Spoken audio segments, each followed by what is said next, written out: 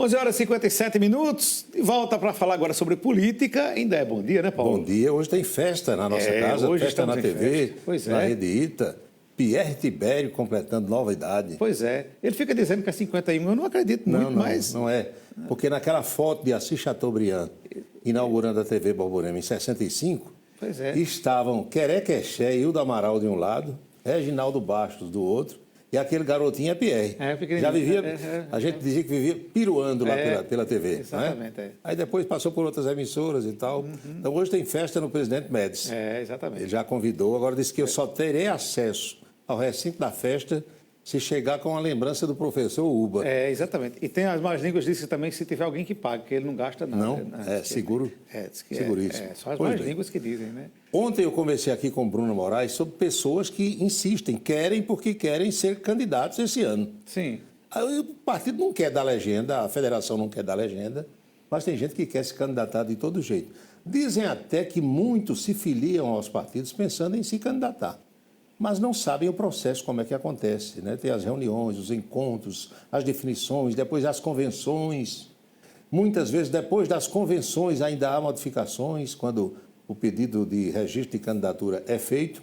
Se ontem nós mostramos aqui o advogado Olímpio Rocha, que quer ser candidato a governador do Estado, sendo rejeitado pelo setores do partido aqui na Paraíba, e ele disse que ia recorrer e já recorreu à Executiva Nacional da sua legenda para modificar isso aí. Ontem houve outra insatisfação na convenção do PSD, que homologou o nome de Diogo Cunha Lima para vice de Cícero, lá em João Pessoa.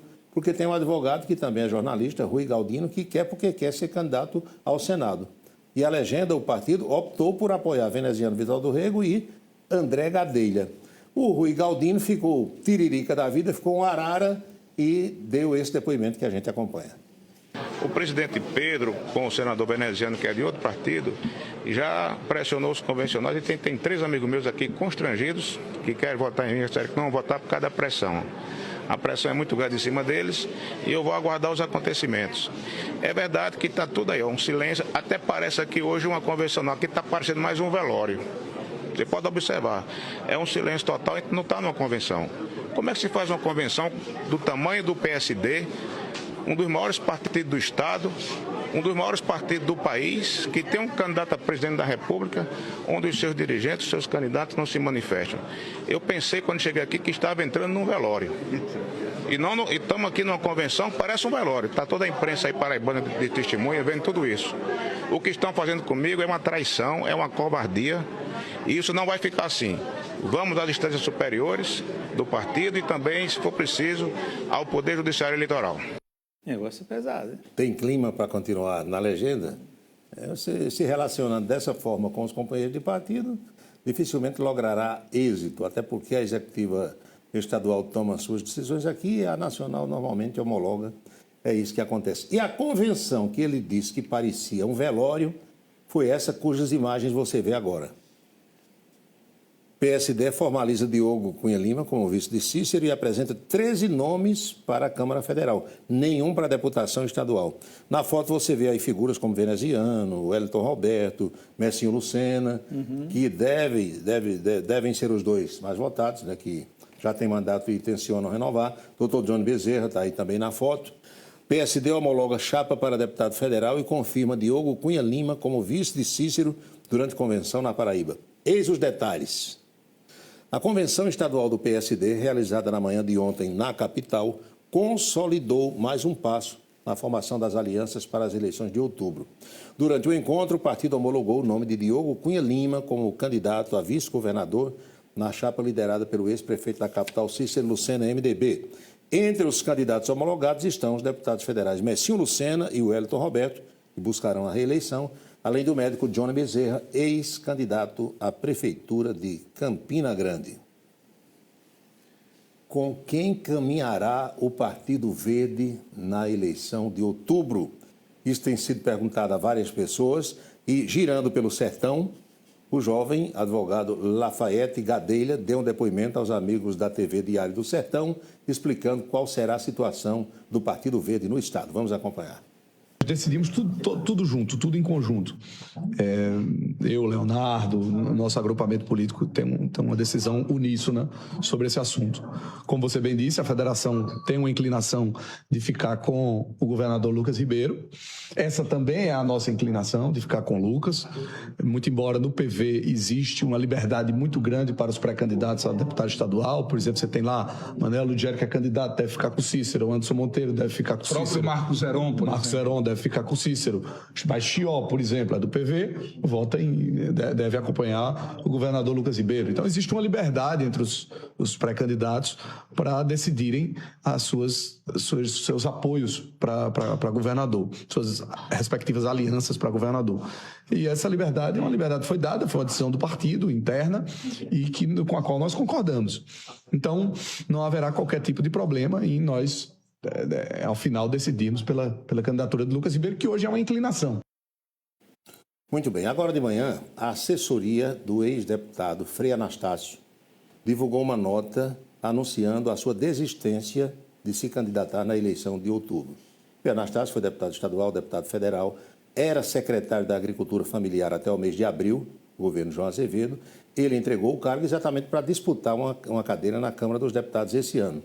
Mas Frei Anastácio ele fez uma cirurgia de varizes e depois sofreu uma queda em casa, um acidente doméstico, bateu com a cabeça e foi inclusive internado na UTI. E segundo a nota divulgada hoje, ele ficou com problema de memória ao bater com a cabeça no chão. E esquecendo as coisas, ora, aqueles reflexos, ora entende tudo, ora não entende, e aí desistiu da candidatura. Isso foi anunciado oficialmente hoje. Quais os critérios para a escolha do candidato ou da candidata a vice na chapa de Lucas Ribeiro? Muita gente tem sido perguntado sobre isso. Ontem nós botamos aqui um depoimento do deputado Aguinaldo Ribeiro. E quem falou no Sertão do Estado sobre essa situação foi o deputado federal Wilson Santiago. Vamos acompanhar. Que conjunto é esse? As pesquisas de opinião pública que eu defendo é que irá indicar quem será o melhor companheiro ou companheira de chapa do governador Lucas Ribeiro. Os partidos políticos, através do seu colegiado, decidirem dentro do colegiado qual é o melhor nome que representará melhor essa chapa, e também os demais integrantes da sociedade. Nós temos entidades representativas, nós temos conjunto de representação espalhado pela Paraíba inteira que contribuirão muito para essa decisão. Então é o somatório de tudo isso. Política, né? Sendo construída, sendo realizada. E sobre esse tema, da escolha do vice ou da vice de Lucas Ribeiro, levantaram um balão de ensaio, ninguém sabe quem exatamente, o nome da esposa de Hugo Mota, Luana Mota, seria ela a companheira de Lucas Ribeiro. Quando soube disso, o deputado, presidente da Câmara, veio a público dizer que isso não procede de jeito nenhum. Teve a repercussão, está aqui, política. Hugo Mota descarta a esposa na vice de Lucas Ribeiro e trata especulação como maldosa. Olha aqui o detalhe. O deputado federal, presidente da Câmara dos Deputados, Hugo Mota, do Republicanos, negou as especulações que movimentaram as manchetes da maioria da imprensa paraibana em torno da possibilidade da esposa dele, Luana Mota, passar a integrar a chapa majoritária na condição de candidata a vice de Lucas Ribeiro. Ele disse que tudo é só especulação maldosa de quem quer criar cisânia, divisão, encrenca, fazer encrenca nas hostes governistas. Complicado. Boca maldita de hoje vem da cidade de Cuiabá, no Mato Grosso. Já foi a Cuiabá? Não. Não. Eu já fui a Campo Grande, que é a capital. Um calor danado lá dentro. É muito quente. É a capital do Mato Grosso do Sul. E já fui a Cuiabá, que é a capital do Mato Grosso. Aliás, houve uma passagem num congresso de cronistas esportivos lá em Campo Grande, que é Mato Grosso do Sul, onde tinha todas as plenárias da crônica esportiva, tratando do esporte, do futebol nacional, mas tinha também a parte turística. E numa dessas manhãs, o roteiro previa uma visita ao Pantanal para ver os jacarés, aquela coisa toda. eu me habilitei aí porque eu nunca tinha visto jacaré de perto, vamos lá e tal. E na hora do ônibus sair, o Beto de Campos, de saudosa memória, resolveu descer do ônibus. Vou não, para aí que eu vou descer. Por que não vai? Jacaré é um bicho muito feio. Eu vou lá ver jacaré, eu vou ficar tomando rum aqui no hotel esperando vocês. E ficou, e não foi. Pois bem, mas em Cuiabá, que é a capital do Mato Grosso, o prefeito de lá chama-se Abílio Brunini, é do Partido Liberal. E o pessoal da prefeitura recebeu um ofício, foi semana passada, solicitando a liberação de um determinado parque, assim como o Parque da Criança que nós temos aqui, para que a juventude de Cuiabá fosse farmar aura. Vai ter um campeonato desse na terra de Reginaldo, só porque está escrito. É verdade. Então, essa história de farmar aura, que muita gente não sabe nem o que é, e o prefeito não sabia.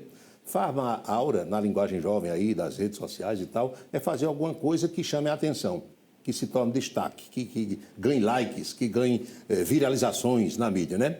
Aí foram ao prefeito e o prefeito disse, não vou ceder o parque para esse negócio, não, de jeito nenhum. Aí os jovens foram à imprensa e disseram, o prefeito está negando o parque para a gente fazer lá a nossa brincadeira no próximo domingo. E os jornalistas, os repórteres foram ouvir o prefeito sobre isso. Ele não sabia o que é farmar aura, e imaginava que fosse alguma coisa de conotação sexual. Lá para as tantas ele disse, eu sou hétero, não quero saber disso não. É a nossa boca maldita do Mato Grosso hoje, vamos acompanhar. O assunto é por que você proibiu o evento no Parque das Águas? Farmar aura. Por que não pode farmar aura em Cuiabá? Cara, essas perguntas, vamos lá. Eu acho que essa ideia... sempre tem, cada período, na época tem uma coisa meio alucinógena para o pessoal da adolescência e tudo mais. Estranho encontrar pessoas adultas ainda com esses conceitos. No passado, outros adolescentes tinham outras práticas e outras culturas, né? Mas aquilo que não tem interesse público, a gente não tem por que liberar espaço público para aquilo que não há interesse público. Mas há um interesse de algumas pessoas, mas não é um interesse público. Não. A aura não vai ser farmada, então, prefeito? Amanhã? Hoje? É hoje? Não, amanhã. Amanhã é sexta-feira. Não vai poder farmar aura?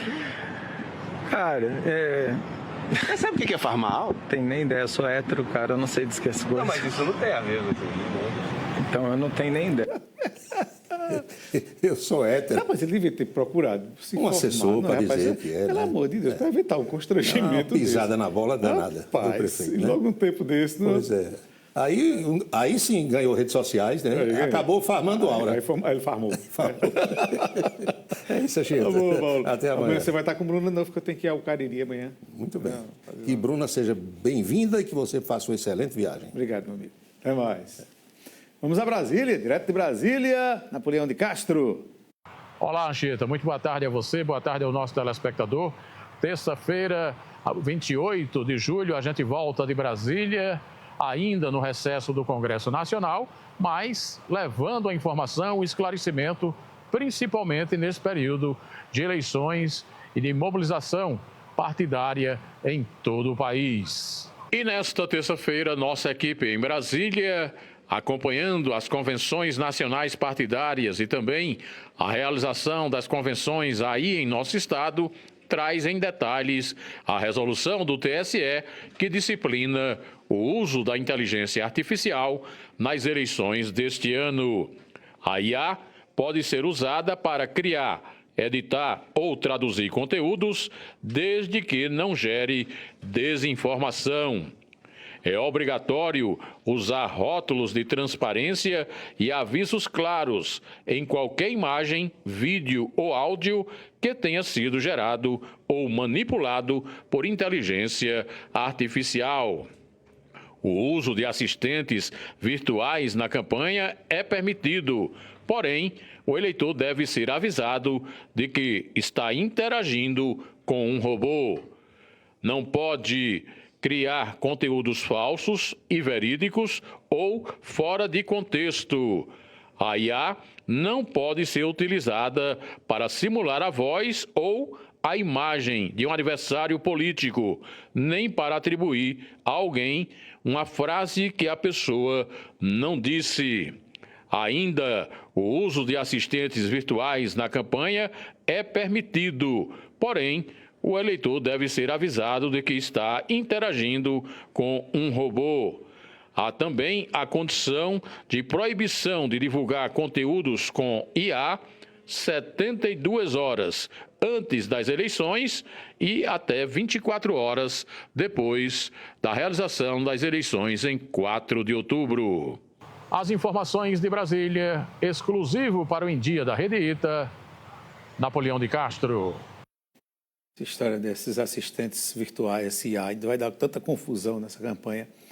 Bem, a Justiça Eleitoral divulgou o perfil dos brasileiros aptos a votar nas eleições de 2026. Faixa etária, gênero e nível de escolaridade revelam tendências que devem moldar as estratégias dos candidatos a partir de agora. Quem nos ajuda a decifrar esses dados é o professor e cientista político Darcon Souza.